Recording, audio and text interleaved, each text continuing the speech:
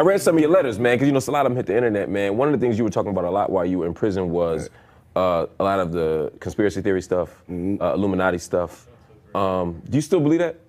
Yeah, it's real. Talk to me about, because I remember, can we bring this up real quick? It's just it's from your letter. I'm going to read it. It says, the exact moment in time when I discovered that the entire planet was being lied to and was put upon a spell to keep us unaware of it was back in 1996, around the time Biggie got locked up for the tech in his house. And then there was something else here that I thought was interesting. You said, Jay-Z knows the truth, but he chose sides with evil in order to be accepted in the corporate.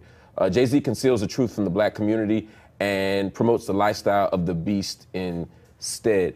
First of all, a lot of people, there's a lot of talk of Illuminati, like there's certain rappers in the Illuminati, you know, Jay-Z, Kanye, and so. Do you believe that they're rappers in the Illuminati? Nah. You don't believe that? Okay. So how do you see sort of the role that these conspiracy theories play? Like how is the black community being controlled through that stuff? Just through food, you know, the environment, you know, medication, you know, branding. It's a lot of stuff, man. It's a lot of, you can go down the whole line. It's a whole web network of things. You know what I mean? Yeah, that's what I believe. You know what I mean? People are definitely being manipulated. You know what I mean? It's a business. And what can you do as an artist? What can we do as media to change that? We could, you know, just be rebellious and speak about it. Yeah. Say something. Illuminati was an organization started to sort of combat some of the dominance of the church, and has become a metaphor or a symbol or a boogeyman for all things that people don't understand, all forces that have control over your life that people don't understand. So it's not one real clear-cut answer. But today, just to put it in context, Illuminati has morphed into an organization that once you make a certain amount of money, you automatically belong to. Because there's a lot of people who don't know how to work hard and don't have any ambition. So they see people with ambition working hard, and they can't imagine how you could possibly have all these good things happen to you. People get caught up in symbolism without realizing the symbols all around them. You know, the Illuminati is like voodoo. It's distracting. If you believe in it, it has a huge effect on your life. But it only affects you as much as you allow it to. You know what I'm saying? Like, the Illuminati is a real thing. There's secret societies and organizations that are plotting to control the world and control our money and how we move and how we relate to other people. But that doesn't come into my cipher, you know what I'm saying, at all. So I don't feel the need to deal with it. Why is it so popular in hip-hop all of a sudden? Lack of education. You know, the Illuminati thing spreads because the videos that are made and the information is presented in a sensational way, and it's presented about the most popular people of our day. When you're talking about the Jay-Z's and the Rihannas and the Kanyes, we talking about them anyway. If we're not talking about their clothes, we're talking about the Illuminati. You know what I'm saying? So it's like we talking about them anyway. It just gives more tidbits of information for people to spread around and talk about. And it's just real interesting, and there's not any sort of real knowledge. Like, stop looking at these YouTube videos and get a book where someone actually studied and mastered their craft and researched something before you look at something that someone mashed up some Rihanna videos and that's their proof. The proof that people be giving, that people in Illuminati, is like, I must have missed the memo where the definition of proof has changed. Because to me, proof means proof. If you can't show and prove, you ain't saying nothing. The job of human beings is to seek knowledge. So if you're alive, you're constantly looking for knowledge. Conspiracy theories help you find the truth. Sometimes you have to make stuff up or just try to figure something out in order to get to the truth. But if you're treating the conspiracy theory as a truth, you're misleading and you're being misled. If you don't know the history of an author that's speaking or writing, and you don't know their motive, then you really don't know what it is that you're paying attention to. So most of the time with conspiracy theories, there's often a very clear-cut motive from the author that you can peel back one or two layers and see. You know what I'm saying? Now, if you keep peeling back and you don't see the motive, you just see pure, I want to share information, then it's just like Gary Webb from the San Jose Mercury News when he exposed the whole CIA, Iran-Contra crack cocaine thing with Freeway Ricky Ross. Like they tried to portray it as a conspiracy theory, but when you look at the fact that this is a respected journalist and you look at the facts and the research, it ain't no theory there. It's the facts and the research is there. There's a reputable source. Most of the stuff that passes for conspiracy theory are mashed up YouTube videos these days, and I don't pay attention to none of that. Being an artist, you came from the streets, worked hard, taken years. How easy is it? I mean, what do you like? Easy? It's not easy. It's not easy. Don't say the word easy. So I mean, what seem should easy people from the expect? outside looking in, because you got to think like, it's more of a sacrifice than it is a fortune. People look from the outside looking in, just think, okay, travel the world, a lot of money, a lot of fun. It's not. I haven't seen my family in almost a year and a half. Everywhere we go, we don't get a chance to really enjoy it. We in and then we leave the next day. You know what I mean? So it's constant work. Like, believe it or not, it's constant work. All this we're doing now so we can enjoy it. What is this big thing that everybody's searching for when it comes to being an artist or becoming a superstar? Like, what part of it is it that everybody enjoys so much? Of course, in the spotlight, it's a lot of more things that that actually come in the equation that you don't really focus on. Like, your privacy is completely thrown out the window. You don't get time to spend with your family as much as you would like to. It's definitely a lot of work. People think that it's really simple and easy. You don't have a life, really. Even a vacation is no longer a vacation. When you go out to a club, you're actually working. Because while everybody's partying, dancing, you taking pictures, signing autographs. And when you sleep, you're dreaming about figuring out ways of how to advance. So like, you never get a free moment for yourself. I believe in the Illuminati. I don't believe in the way they describe it. I don't believe that there's actually Illuminati in hip-hop.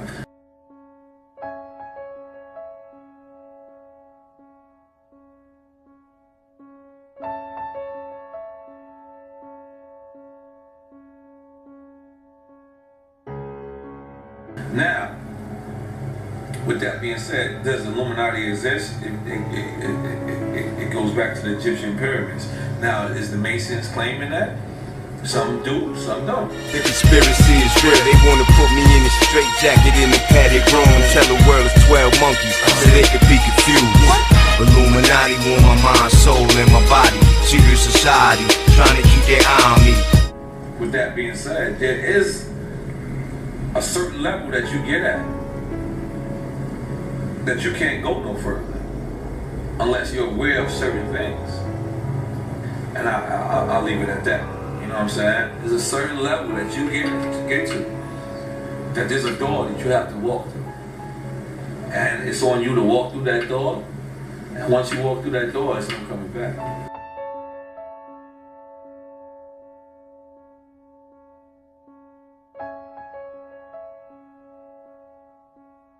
Like the boy in the bubble who never could adapt. I'm trapped. If I can go back, I never would have rapped. I sold my soul to the devil, I'll never get it back. I just want to leave this game with level head intact. Now, I didn't walk through the door, so I can't really pinpoint it for you. I can't say it, but I got to that level. I ain't telling you I was approached to join the Illuminati. That's not what I'm saying. I'm not saying that. I'm saying I got to a level where there was big boys that was saying, there's another step. One night I was in my home studio, and it had to be like 8 to 10 people off in there. And we had beats and stuff playing in the background and everything. That's how we used to do it, you know what I'm saying? Everybody doing what they do, smoking, drinking, and everything. And actually, it came down to it that dudes actually started being used by demonic spirits. And these spirits started speaking through them, you know what I'm saying? Devils started speaking through them, talking to me, asking me, you know what I'm saying, if I was gonna sell my soul, telling me what I needed to do to take my career to the next level in darkness. I mean, dudes actually came up to me holding wads of money, saying, man, don't you want to make all this money?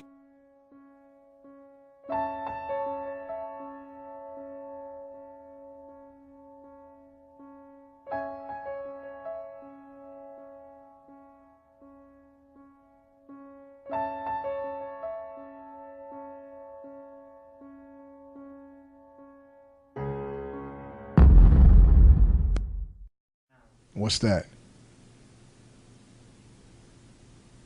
I can't talk about that. Okay. Next question. and I can't say I don't want to talk about those people, man. I heard they swing from trees with, you know, like black ninjas who come and like sweep you away your whole life, and nobody ever knew you existed, man. So I don't want to talk about those people. And I wanted to bring up the New World Order. What are your thoughts about the New World Order and elites coming together in secret to consolidate power, just like the Bilderberg Group? Do you have an opinion on them? I don't even think they come together in secret. You know, I think the New World Order is something that's something that's deliberate and it's in the public. I do think that there's certain parts of it that are in secret, simply because it's a private kind of situation. It's private individuals who hold private stake in certain parts of the world, and private stake in real estate, or private stake in their companies. So you'd expect things like that to be secret. You know, you don't invite everybody to dinner at your house. You know what I'm saying? So, and I don't think it's nefarious as people make it out to be. I think it's a lot of the stuff that we silently allow to happen. You know, I think that we're complicit. Even this thing here, Occupying Wall Street and everything that's going down today, the one question that came up for me was, well, all the people that we're trying to get to come out and to raise awareness are complicit in it, because their pensions, right, are connected to the stock market. You know, their 401ks are connected to the stock market. Their retirement plans are connected to the stock market. You know, these are people, when you go in and you see those commercials for like Morgan Stanley and stuff like that, and you want to get a portfolio and you want to set up something for your kids or something like that, or you want to invest in something, you're investing into the stock market. You know, when you get your portfolio back, you got a little share of McDonald's, a little share of Apple, a little share of this, a little share of that. And that's the majority of people. You know, that's not like some lunatic fringe, or that's not like some leftist or rightist conspiracy or nothing like that. Those are regular, normal people who go to work 9 to 5, come home, watch TV, watch Dancing with the Stars, lay down, go back to work the next day. You know, so there's a certain level of like, a lot of the stuff that we silently admit to, and then just what the system is. You know, we're a system based on capitalism, we're a system based on consumerism. Even socialist societies are based on consumerism, right? And the issue is consumerism. It's not capitalism. You're always going to have capitalism. You're always going to have capitalism. Somebody's always going to make more than somebody else. That's just the way it is, right? Somebody's always going to own the land, and farmers are going to rent it, and they're going to go, that's just how it's going to go down. You're never going to change that system. But what you can attack and what needs to be questioned is consumerism, materialism, right? Our addictions to certain things, right? As a people, as you, me, everybody here, the people that are not here, the people that are in the offices looking down, the people in their houses, the people who are anti-protesting up the street, everybody at the end of the day is addicted to materialism. And that solution comes within us, because as soon as we start taking the money out of the big banks, as soon as we stop supporting the corporations that are doing wrong, they're nothing without our consent, and we're allowing this to happen. Well, at a certain level, bro, you got to look at the products they produce. Some of the products that are actually produced are stuff that we need, you know, and some of the stuff is stuff that we want, and we blur our own lines between what we need and what we want. You know, you ask somebody to say, hey man, I work, it could be somebody who lives in Harlem who works down here, and you could say, hey, you know, you could just take a bike, and it's like, yo, my man, I can't take a bike every day. I need a car. But when you get in that car, you got to fuel that car. So you're financing ExxonMobil, you're financing Ford, you're financing all whatever car company it is, right? You're financing all these different things, right? You're paying the city because you got to pay for your registration, you got to pay taxes. So you're financing the system just so you can say, hey, I don't want to ride to work every single day because I'm gonna be tired at the end of the day. Today we're talking about the power of words and how what you can say can bring encouragement or defeat. Minister, a rapper from Florida, learned that lesson when friends challenged him to confess his allegiance to Satan. No one was ready for the power his response would bring, not even him. My name is Minister. I grew up on the streets of Tampa Bay, Florida. Basically where I'm from, my granddad owned a nightclub on one side of the street, and my dad owned a nightclub on the other side of the street. During my childhood, my mom was addicted to crack, like basically my entire childhood. But sometimes when she was off of her binges or whatever, she would attempt to go to the local church and, you know, try to get plugged in, but it wasn't really like life in that church. It was more religion and tradition, and so the same thing just kept on happening. It was just repeat pattern. Age 13, I started selling marijuana. Age 17, I ended up catching like 3 strong-arm robbery charges. I was in and out of juvenile detention centers, house arrest, probation, went to juvenile boot camp, aftercare programs. Just had a lot of, you know, run-ins with the law. I started rapping professionally in 1996. During this time, I was listening to a lot of gangster music, rap music, and I heard the rappers talking about selling their souls. I heard this one individual talking about how he was talking back and forth to the devil, and the devil was propositioning him to sell his soul in exchange for fortune and fame. I got my first record deal in '97. My roommate was selling crack, and I was smoking weed sun up to sundown, alcoholic at the time, eating ecstasy, you know what I mean, the drugs I was addicted. It was just a party lifestyle, basically 24/7. One night I was in my home studio recording with a bunch of people that I know, a lot of my friends. It had to be like 8 to 10 people in the studio this night, and it was just weird to me. I just knew something just felt different. And I had heard some of my friends saying the same thing that I heard some of these rappers saying in some of the songs that I was literally rapping on with them. They were saying that they were selling their souls as well. But, you know, being lost, you just think it's a lot of wordplay. I didn't realize that they were literally selling their souls. And it came down to it that demonic spirits actually began to speak through some of my friends. One dude actually even came up and had a wad full of money and said, man, don't you want to make all this money? And so it would go from person to person, like sitting around, like a devil would begin to just speak through each person, telling me in order for me to take my career to the next level, I would literally have to give myself over, bow down and worship Satan. But first of all, I was scared, but I knew if this was happening, Satan was real. I knew that Jesus was real. I knew that God was real. I had my pad out. We had beats playing in the background because we were writing. We had a home studio. And I began to just apologize to God for the lifestyle I was living. I don't even know how I even got to the point where I knew I had to repent. I just knew I just had to. So as I began to repent, like I would just read that apology out loud and just apologize to God for the way I was living. And every time I would do it, a person would literally get up and leave my house. After I wrapped all of them out of my house, I had a little sawed-off shotgun that I used to sleep with up under my mattress. I went and got it from up under my mattress, and I was gonna go commit suicide because I just didn't see another way out. But I heard a voice say, you need to go to your mom's house. Now, to this day, I probably think it was an angel. I'm not really sure, but I went. And my mom, she wasn't like on fire for God at the time, none of that. But when I came in and she saw the gun and I started to tell her what was going on and what I was experiencing, she said, boy, you better pray. And she went in the room, she pulled out the Bible, and she opened it up to the 23rd Psalm. All I saw was, the Lord is my shepherd, I shall not want. I went in the room, my old room at my mom's house, got on my knees, and I wholeheartedly repented and asked Jesus to be my Lord and my Savior. For the next 7 days, I continued to hear like demonic voices, actually in the voice of my friends, still propositioning me to sell my soul. I didn't know nothing, but I just kept standing on Psalm 23, the Lord is my shepherd, I shall not want. And I just stood, and on the last day, 7th day, I was completely delivered. One of the first scriptures that really like jumped out of the Bible to me is Proverbs 18:21. Death and life is in the power of the tongue, and they that love it shall eat the fruit thereof. So I started realizing the death that I was not only bringing upon myself by the things I was speaking and of course living, but also the death that I was bringing upon other people just by the music I was creating. As far as music was concerned, I was through. But as I began to seek God, I started getting in the Word, started praying, and He began to reveal Himself to me. And He also started to reveal myself to me in Christ. He told me, He was like, look, you just go for me.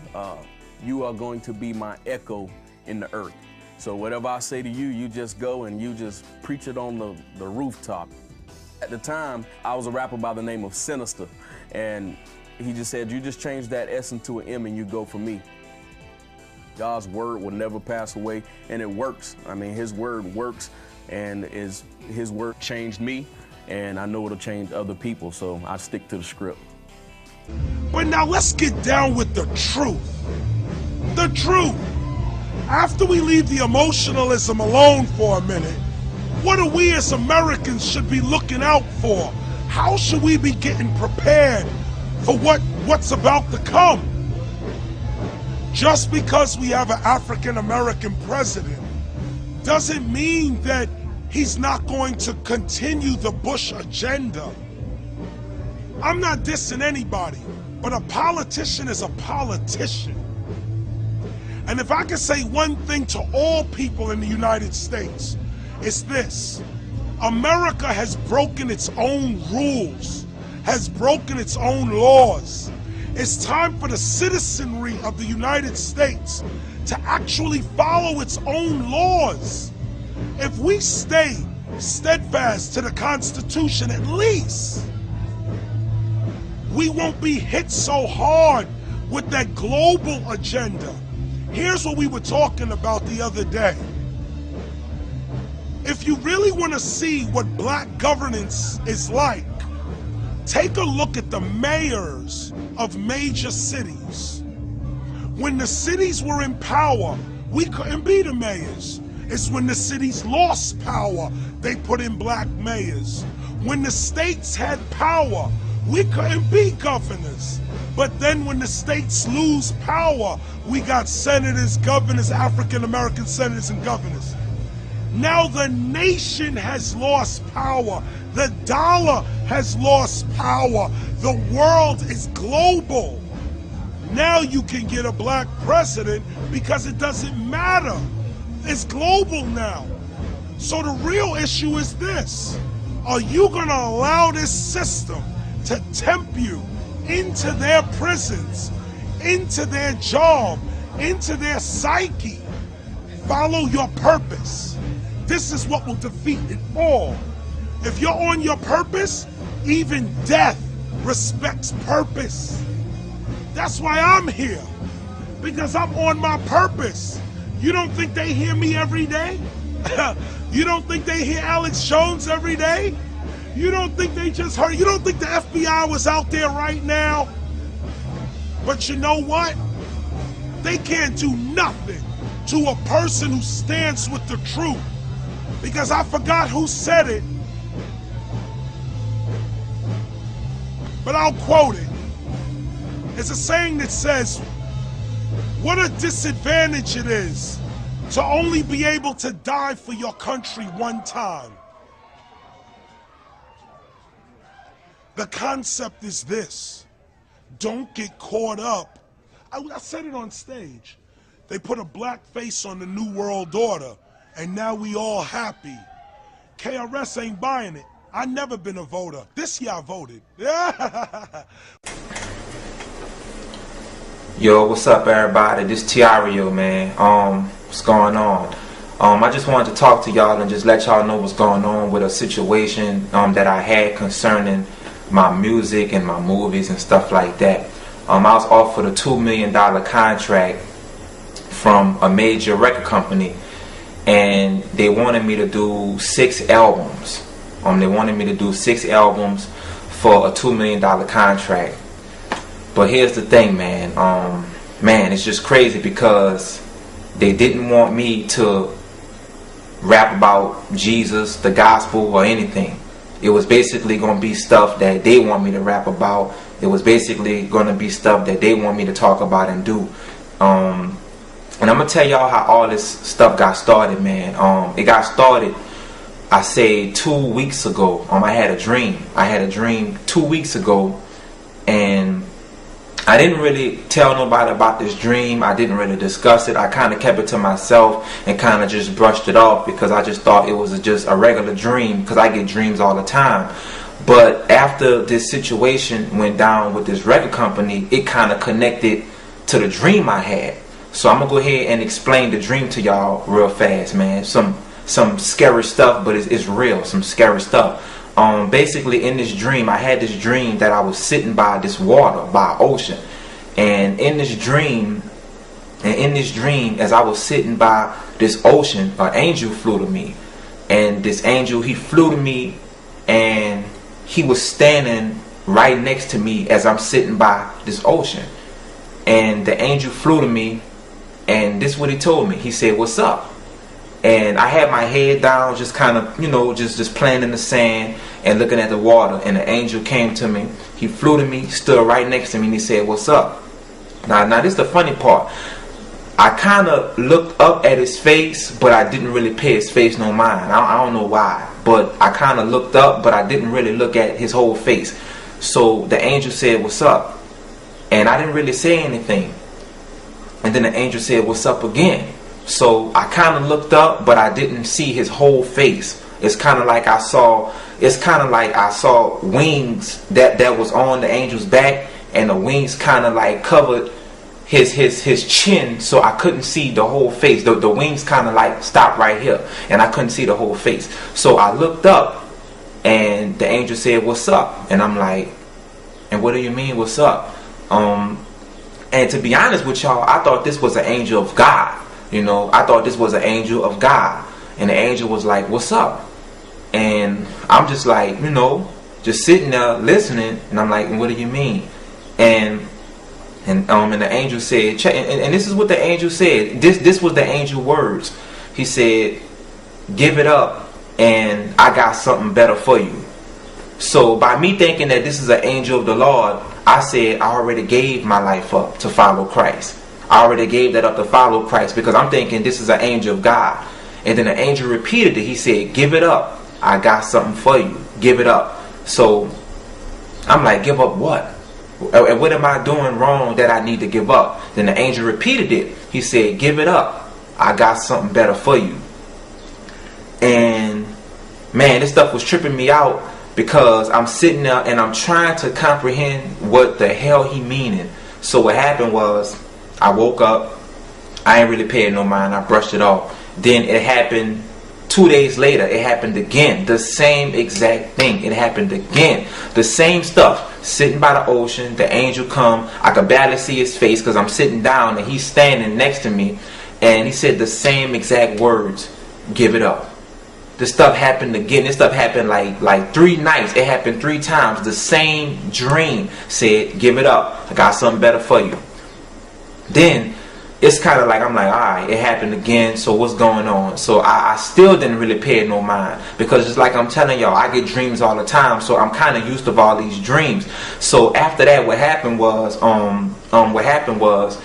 I got an email from a major music producer in the music industry out there in Hollywood. I got an email from him, and I'm not going to mention this producer's name or nothing like that, and I'm not going to mention the name of the distribution company. Not doing all that, you know, I'm just not doing that part.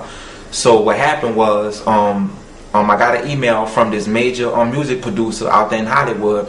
He sent me an email, told me to give him a call. I gave him a call, we was talking, and the guy was saying this. He was like, "Hey Tiario, man, what's up? What's going on?" And I'm like, "Nothing much, man. Everything's cool with me. I'm just on my grind for the Lord." And he was saying, "I got some good news for you, man. Some real good news." So I'm thinking the good news is going to be based upon him giving me a deal so I could do my thing for Christ. But that wasn't the news. He said, "Hey, man, I got some good news for you." I'm like, "What's the good news?" He said, "We want to offer you a $2 million contract." I said, $2 million? Nah, y'all, come on, $2 million? Come on, man. Come on, let's be realistic here. 2 mil? Man, I wanted that 2 mil bad, because and with that 2 mil, I could just make a bunch of moves for Christ. I could invest in movies and all kind of stuff I'm doing for Christ, and I could really help people. You see what I'm saying? So when he said 2 mil, my mind like, okay, man, 2 mil, this the deal I've been waiting for God. And I said this. I said, all right, no problem. So what's the catch? You know, I said, so what's the catch? He said, we want to offer you a $2 million contract, and you got to do 6 albums. I said, well, 6 albums, that's really no problem, man, because I record music all the time. It's no deal. And I said, well, let me ask you this, man. I said, what about my royalties and my rights? And I said, because you know I'm rapping about God, and I said, you know I do my thing for Christ, right?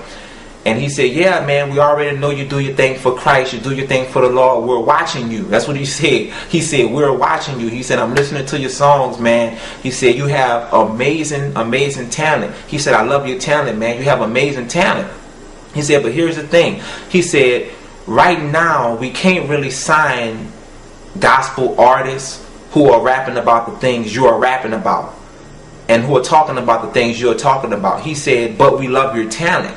He said, so this what we can do. In your 6 album contract, in your 6 album deal contract, we don't want you rapping about Jesus. We don't want you talking about the gospel and the things that you're doing. We don't want you to do that. He said, we're going to give you a whole new and a whole new look for $2 million for 6 albums.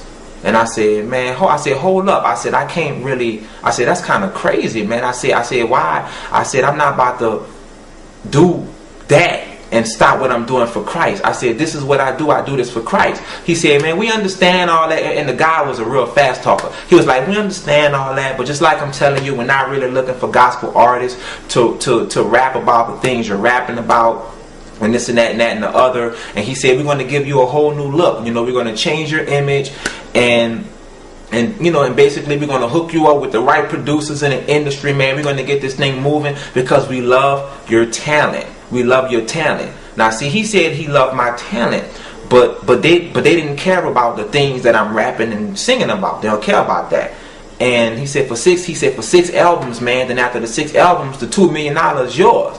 So I said, man, I can't do that, bro. That's crazy, you know, just based upon me knowing about the blood sacrifice, the Illuminati, and all that stuff. I said, man, I can't do that, man. That's crazy. He said, but hey, man, with $2 million, man, I mean, come on, you could take care of your family, you know, you could pay all your bills. I know you need the $2. He said, I know you need the $2 million, you know. And I'm like, man, no, man. I said, man, I can't do that. That's crazy, man. I said, that's not the kind of deal I'm looking for. That's not the kind of deal I'm waiting on. I said, I gotta be able to do my thing for Christ. I said, God is using me, man. I'm not about to portray Christ for that, you know. And he was like, I understand all that, man. And this is what he said. He said, well, look, I understand all that, man, but hey, you got my number, you got my email. Whenever you change your mind, just give me a call. We are ready to give you the $2 million contract, a 6-album deal, but you can't rap about, you know, Jesus and all that stuff. And I'm like, all right. I said, all right, no problem. Hung up the phone, got off the phone with him. I'm sitting there tripping off the situation. I'm like, damn. So as I'm sitting there tripping off the situation, I think later on that day, the dream that I had kind of came back to my mind. And I went to piecing everything together. Man. And this is the part that freaked me out. The dream I had about the angel coming to me, I found out that angel was Satan. That angel was Lucifer. And he came to me, and that's why he told me, give it up. That angel told me, give it up. I got something better for you. That angel was talking about that deal. And that stuff freaked me out. You know what I'm saying? I said, man, Lucifer came to me in my dream and told me to give it up. I got something better for you. And what was and in Lucifer mindset, he was basically trying to get me to portray Jesus for the money and sell my soul to Satan and the Illuminati. You know what I'm saying? And this stuff is real. This stuff is real, man. This ain't a game. You know, I'm not playing around, y'all. This stuff really be going down like this. Or a boogeyman for all things that people don't understand, all forces that have control over your life that people don't understand. So it's not one real clear-cut answer. But today, just to put it in context, Illuminati has morphed into an organization that once you make a certain amount of money, you automatically belong to. Because there's a lot of people who don't know how to work hard and don't have any ambition. So they see people with ambition working hard, and they can't imagine how you could possibly have all these good things happen to you. People get caught up in symbolism without realizing the symbols all around them. You know, the Illuminati is like voodoo. It's distracting. If you believe in it, it has a huge effect on your life. But it only affects you as much as you allow it to. You know what I'm saying? Like, the Illuminati is a real thing. There's secret societies and organizations that are plotting to control the world and control our money and how we move and how we relate to other people. But that doesn't come into my cipher. If you can't show and prove, you ain't saying nothing. The job of human beings is to seek knowledge. So if you're alive, you're constantly looking for knowledge. Conspiracy theories help you find the truth. Sometimes you have to make stuff up or just try to figure something out in order to get to the truth. But if you're treating the conspiracy theory as a truth, you're misleading and you're being misled. If you don't know the history of an author that's speaking or writing, and you don't know their motive, then you really don't know what it is that you're paying attention to. So most of the time with conspiracy theories, there's often a very clear-cut motive from the author that you can peel back 1 or 2 layers and see. You know what I'm saying? Now, if you keep peeling back and you don't see the motive, you just see pure, I want to share information, then it's just like Gary Webb from the San Jose Mercury News when he exposed the whole. I read some of your letters, man, because a lot of them hit the internet, man. One of the things you were talking about a lot while you were in prison was a lot of the conspiracy theory stuff, Illuminati stuff. Do you still believe that? Yeah, it's real. Talk to me about, because I remember, can we bring this up real quick? It's just it's from your letter. I'm going to read it. It says, the exact moment in time when I discovered that the entire planet was being lied to and was put upon a spell to keep us unaware of it was back in 1996, around the time Biggie got locked up for the tech in his house. And then there was something else here that I thought was interesting. You said Jay-Z knows the truth, but he chose sides with evil in order to be accepted in the corporate. Jay-Z conceals the truth from the black community and promotes the lifestyle of the beast instead. First of all, a lot of people, there's a lot of talk of Illuminati, like that there's certain rappers in the Illuminati, Jay-Z, Kanye, and so. Do you believe that they're rappers in the Illuminati? Nah. You don't believe that? Okay. So how do you see sort of the role that these conspiracy theories play? Like how is the black community being controlled through that stuff?